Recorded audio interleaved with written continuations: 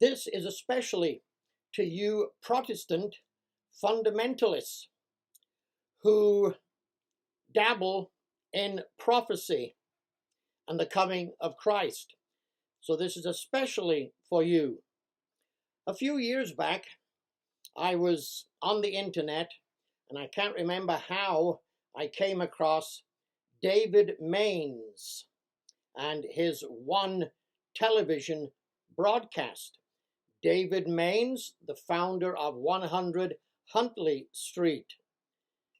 He died at the age of 81. But I came across this half an hour program that he had done when he was a younger man. And I don't know if he had read any of my writings. I don't know. He may have just discovered it himself simply by reading what it says, not adding to it. As I did when I was 14, 15, I could basically understand Matthew chapter 24. And David Maines, he may have done that himself and began and realized that it was fairly simple with a 1, 2, 3 action of the coming of Jesus Christ. And he had a half-hour program on going through Matthew chapter 24. And he could see there the basics of it. He could see that there was no secret rapture mentioned in Matthew 24, no secret invisible coming of Christ at kind of any second, no secret rapture there. Basically what it says, persecution of Jesus' disciples. There would be indeed a time of trouble, such as never was and never will be again. He could see that there would be heavenly signs that would just blow you away, that the earth has never experienced, heavenly signs after the tribulation of that time, when things began to kind of settle a little bit again after that tribulation. And there would be these heavenly signs. And then, very quickly, and as Jesus said, like lightning, Jesus would return. That he would return on a single day. That it would be the day, as Jesus said, that nobody could know except God the Father. But it would be on a single 24-hour day. A 1, 2, 3 scenario of Matthew chapter 24. And he made it quite simple, and it is simple. You just believe what it says. There's a 1, 2, 3 steps to Jesus coming back to this earth. But it all takes place on a 24-hour day with no secret rapture in there.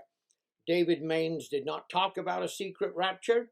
He just went through Matthew 24 just as I had understood it from the age of 14, 15, 16.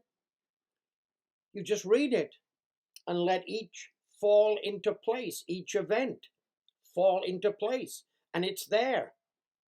And you come, of course, where there is the resurrection, when one will be taken and one will be left. That's the resurrection at the coming of Christ. And it's a 24-hour day. Then, just fairly recently, maybe 6 months ago, I was watching the 100 Huntley Street, again, or whatever they call it now. And one of the men that is now on there on a regular basis, because David Maines now has been dead for X number of years. And it was interesting, they had 2 or 3 guys on there talking about end time prophecy and the coming of Jesus Christ. And the one man said, you know, Christ will come on a certain day, and then they were talking about when he would actually touch the earth.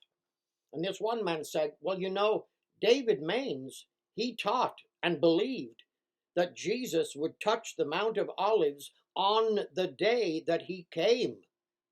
And I thought, wow, isn't that interesting now?